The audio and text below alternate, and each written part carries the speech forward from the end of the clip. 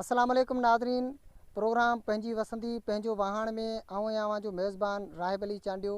अॼु असां मौजूद आहियूं तारीख़ी माग ॻोठ मजनू भील में, जिते सवन जे तइदाद में ॿारड़ा तइलीम जहिड़े ज़ेवर खां महरूम आहिनि। उन्हीअ सां गॾोगॾु हिते बिजली लाइट जो तस्वर बि बिल्कुलु नाहे। ही वीचारा ऊंधाई वारी ज़िंदगी में पंहिंजी ज़िंदगी बसर कनि था। न ई हिते वरी को पाणी आहे पीअण जे लाइ। अल्लाह जी वॾी नेमत जेका पाणी आहे उहा बि हिन ॻोठ खे मुयसरु न आहे। अफ़सोस सां चवणो पवे थो, न ई हिन ॻोठ में बिजली आहे, न ई हिन ॻोठ में अस्पताल आहे। हिन ॻोठ खे इंतिहाई घणनि तकलीफ़ुनि घेरे वरितो आहे, पोइ बि हिन झंग वारी ज़िंदगी में पंहिंजी ज़िंदगी बसर कनि था। अचो त हिन ॻोठाणनि जी कीअं ज़िंदगी गुज़रे थी। साणनि हिते मौजूदु नंढड़ा ॿारड़ा आहिनि जेके तइलीम जहिड़े ज़ेवर खां महरूम बणियल आहिनि, जिन वटि तइलीम बिल्कुलु बि न आहे। पुछूं था हिन ॿारनि खां त छा हिननि खे पढ़ण जो शौक़ु आहे या कोन्हे। जेकॾहिं आहे त पोइ इहे ॿिए पासे किथे स्कूल पढ़णु वञनि था या न। बाबा, तव्हां पढ़ो था? न। अच्छा, तव्हांजे ॻोठ में स्कूल आहे? न। तव्हांजे ॻोठ में स्कूल कोन्हे? भला तव्हांखे पढ़ण जो शौक़ु आहे? हो। पोइ तव्हां किथे पढ़णु वेंदा आहियो या न? वेंदा आहियूं। किथे पढ़णु वेंदा आहियो? ओ 6 मीटर परे। 6 किलोमीटर हितां खां परे वेंदा आहियो? हो। अच्छा, इन 6 किलोमीटर जे विच में तव्हांखे को डपु ड्राह कोन थींदो आहे? कुता आहिनि। कुता आहिनि? अच्छा, तव्हां रोज़ानी वेंदा आहियो हुते स्कूल? हो। पढ़णु रोज़ानी वेंदा आहियो? हो। नादरीन, ही ॿारड़ा जेके 6 खां 8 किलोमीटर मुफ़ासिलो तय करण खां पोइ वञी उते स्कूल ते पहुचंदा आहिनि, ऐं उहो बि डप वारी ज़िंदगी मां जेको आहे सो हैरास वारी ज़िंदगी गुज़ारींदे इहो वक़्तु जेको आहे 6 किलोमीटर तय करण खां पोइ उते स्कूल ताईं पहुचंदा आहिनि। काफ़ी हिन में अहिड़ा ॿारड़ा बि आहिनि जेके जबरी पोरियो करण ते मजबूर आहिनि। के काठियूं वढनि था, के जेको आहे सो रेड़ो हलाइनि था, या के ॿियो को कमुकार करे जेको आहे सो पंहिंजे पेट जो पोरियो बि कनि था। ऐं ही जेके तइलीम जा जेके असांजे मुस्तक़बिल जा मेमार आहिनि, जेके असांजी सिंध जा हक़ीक़ी वारिस आहिनि, ही तइलीम जहिड़े ज़ेवर खां महरूम बणियल आहिनि। बाबा, तव्हां पढ़ो था? किथे पढ़ो था? तव्हांजो स्कूल किथे आहे? तव्हांजे ॻोठ में कोई स्कूल आहे? न। स्कूल कोन्हे? पोइ तव्हां कहिड़े स्कूल में पढ़णु वञो था? हितां खां परे आहे वेझो आहे स्कूल तव्हांखे? परे आहे। अच्छा, परे स्कूल आहे तव्हां खां। उते तव्हां कीअं वेंदा आहियो पढ़णु? उते तव्हां कीअं पहुचंदा आहियो? स्कूल ताईं कीअं पहुचंदा आहियो? पंधु वेंदा आहियो या का सवारी आहे? पंधु वेंदा। पंधु वञण जो लोको आहे। पोइ तव्हांखे कुता ॿिलनि जो को डपु आहे या न? हो। डपु आहे? तव्हां पढ़ंदा आहियो? हो। नादरीन, ही कुझु अहिड़ा ॿारड़ा बि आहिनि जेके हैरास वारी ज़िंदगी गुज़ारनि था, छो त हिननि जो तालुक़ु हिन झंग सां आहे। तव्हांखे मुंहिंजो कैमरामैन ॾेखारे सघे थो त हिन ॻोठ में न ई त को बिजली आहे, न ई वरी जेको आहे सो हिते पाणी जी सहूलियत मौजूदु आहे। ॻोठाणा वीचारा जेका ज़िंदगी गुज़ारनि था उहा इंतिहाई ॾुखोड़ल ज़िंदगी आहे। हिननि जो माग इंतिहाई ॾुखोड़ल आहे। हिते न बिजली आहे। दुनिया हिकिड़े तरफ़ वञी चंड ते पहुती आहे, रोशन शनासाई ते वञी पहुती आहे। उते ही ॻोठ ऊंधाई जो ॾेख ॾिए थो। हिन जे आसपास जेके बि ॻोठ आहिनि उहे रोशन शनासाई जो ॾेख ॾियनि था। उते बिजली बि आहे, उते पाणी जूं सहूलियतूं बि आहिनि, त उते वरी स्कूलनि जूं सहूलियतूं बि आहिनि।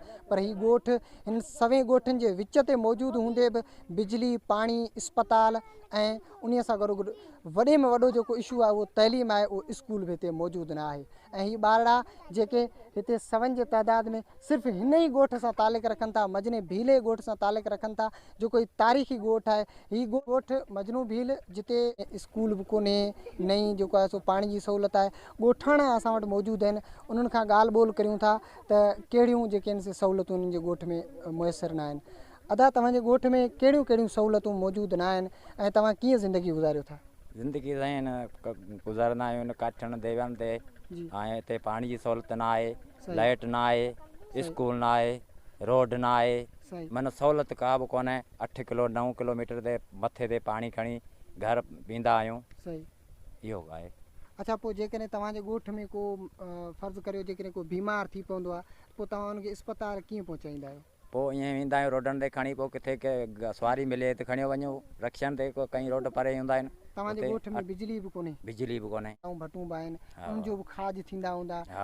पोइ उहो कीअं तव्हां ज़िंदगी गुज़ारियो था? उहो बसि ईअं सुरण जी ज़िंदगी आहे, गुज़ारियूं पिया। नादरीन, ही जेके नौजवान जेको हिन मजनी भील जे ॻोठ सां तालुक़ु रखे थो, इहो ॿुधाए थो त संदनि जेका ज़िंदगी आहे उहा अज़ाब खां घटि न आहे। तव्हांजे ॻोठ में कहिड़ियूं कहिड़ियूं सहूलियतूं न आहिनि? साईं, का बि सहूलियत न आहे। असां लाइट भी ना आहे, रोड भी ना आहे, पाणी जी सहूलियत भी ना आहे। पाणी तव्हां किथां भरियो? पाणी साईं असीं 10 किलोमीटर पाणी भरण वेंदा आहियूं, डमियूं खणी 30 लीटर जूं डमियूं खणी वेंदा आहियूं से मथे ते। अच्छा, तव्हां मथे ते खणी हा, वेंदा आहियो। मथे ते खणी वेंदा आहियूं साईं, पटी पटी शाम जो वरंदा आहियूं। तव्हांजे ॻोठ में जेके तव्हां रहो था उनजो गुज़र सफ़र छा ते हले थो? काठनि ते हलंदो आहे। तव्हां मन काठ वढियो था? हा, काठ वढूंदा, पोइ इहो नंढा वॾा थी काठ वढूंदा, हिकिड़े पाणी जी करियूं या काठियूं वढूंदा त वरी पेट जी करियूं था। सही। अच्छा, ही तव्हांजा जेके ही गुलनि जहिड़ा ॿारड़ा आहिनि, जेके ही मुस्तक़बिल जा मेमार, इहे किथे पढ़नि था या न? न वेंदा आहिनि पढ़णु, उते 8-9 किलोमीटर आहे पंधु। सही। पोइ हुन कुतनि जे डप में हिकिड़ो ॾींहुं वेंदा आहिनि त वरी 4 ॾींहं वेंदा कोन्हनि। अच्छा, तव्हांजे ॻोठ में स्कूल बि न आहे, स्कूल न आहे, लाइट न आहे, रोड। अच्छा, पोइ ही तव्हांजा जेके हिते तलाउ मौजूदु आहिनि, 2 खां 3 तलाउ तव्हांजे ॻोठ में ऐं मौजूदु उनजो आहिनि, इहे सुका पिया आहिनि जो सबबु सुका छा पे आहे? हुन पाणी आहे कोन, तव्हांखे पाणी हिन जो पाणी मिलियल न आहे? सरकारी मिलियल आहे कोन। अच्छा। हा, ऐं जेकॾहिं कंहिं वटि पाणी आहे त उहो पंहिंजी ज़मीन में हा, उहो पंहिंजे ज़मीन में वाहींदा आहिनि। नाज़रीन, इन ॻोठाणनि जा तव्हां वीचार ॿुधा त हिननि जे ॻोठ खे जेके 3 तलाउ मिलियल आहिनि उहे बि सुकल, जिन में पाणी जो हिकिड़ो कतिरो हिकिड़ो फुड़ो बि मौजूदु न आहे। ऐं उन खां पोइ हीअ जेके ॿार आहिनि इहे 8 खां 10 किलोमीटर पढ़ण जे लाइ वञनि था, हिकिड़ो ॾींहुं वञनि था त 2 ॾींहं नथा वञनि ऐं ईअं ई ज़िंदगी गुज़ारनि था, जेके नई तइलीम पिराए सघनि था। तइलीम जहिड़े ज़ेवर खां इहे हमेशह जे लाइ महरूम रहिया आहिनि। हीउ ॻोठु जेको 20 साल खां हिते आबाद आहे, 20 सालनि जे दौरान हिते को बि जेको आहे तरक़ियाती कमु न आहे थी सघे। नाज़रीन, ही नौजवान भी हिते मौजूदु आहे जेको हिन वक़्तु तइलीम सां सलाड़ियल आहे। हिन खां वीचार वंडियूं था। अबा, तव्हां पढ़ो था? जी आओ। तव्हां कहिड़े क्लास में पढ़ो था? 6वीं क्लास में। तव्हां किथे पढ़ो था? नबीसर। नबीसर थर तव्हां खां केतिरो परे आहे? 10 किलोमीटर। तव्हां 10 किलोमीटर पंधु वेंदा आहियो या का सवारी ते वेंदा आहियो? पंधु वेंदा आहियूं। तव्हां पंधु वेंदा आहियो हितां जी खां? आओ। पोइ हितां खां तव्हांखे को डप डाह न आहे थींदो? डप आहे पर पोइ मजबूरी आहे तव्हांजी? हा, मजबूरी आहे। पढ़ण जो शौक़ु आहे तव्हांखे? जी आओ। तव्हां अकेला ई हितां वेंदा आहियो? 2-3 ॿार ॿिया बि आहिनि, पोइ को सवारी आयो न, पंधु वेंदा आहियूं। तव्हां सभई पंधु वेंदा आहियो? सभिनी खे डपु थींदो आहे? हा। झंग आहे हिते? हा। नाज़रीन, ही नौजवान जेके हिन झंग मां गुज़री करे नबीसर थर जेको हिन ॻोठ खां 10 किलोमीटर परे आहे उते तइलीम पिराइण जे लाइ वञनि था ऐं उहो बि डप में हिरास में डिॼंदे डिॼंदे वञी उन माॻ ताईं पहुचनि था ऐं उते तइलीम पिराइनि था। जी ॻोठ मजनू भील जेको तारीख़ी माॻ रहियो आहे ऐं हिते न बिजली न का बि सहूलियत मुयसरु न आहे। तव्हांजे ॻोठ में कोई स्कूल आहे? न। स्कूल तव्हांजे ॻोठ में कोन्हे? न। पोइ तव्हां छा करियो था? असीं काठियूं था वठूं। काठियूं वठियो था? अच्छा, तव्हां हिन काठियुनि वठण सां गुज़र सफ़र करियो था पंहिंजे पेट जो? आओ। तव्हांखे पढ़ण जो शौक़ु आहे? आओ। केतिरो? जाम। पोइ तव्हां छो कोन था पढ़ो? स्कूल कोन्हे। अच्छा, बाबा तव्हांजो नालो छा आहे? करीम। तव्हांखे पढ़ण जो शौक़ु आहे? आओ। जाम शौक़ु आहे? आओ। भला ही काठ वढण जो शौक़ु तव्हांखे पाणे ई थियो आहे या पंहिंजे पेट लाइ करियो था? पेट लाइ करियूं। पंहिंजे पेट लाइ करियो था? अच्छा, पढ़ण जो शौक़ु आहे तव्हांखे? ऐं हीअ असांजे मुस्तक़बिल जा महिमान अॼु कुहाड़ी आहे जिन जे कुल्हे ते अॼु काठियूं आहिनि ऐं इहे पंहिंजो पेट जो गुज़र सफ़र कनि था ऐं ईअं ई पंहिंजो वक़्तु गुज़ारनि था।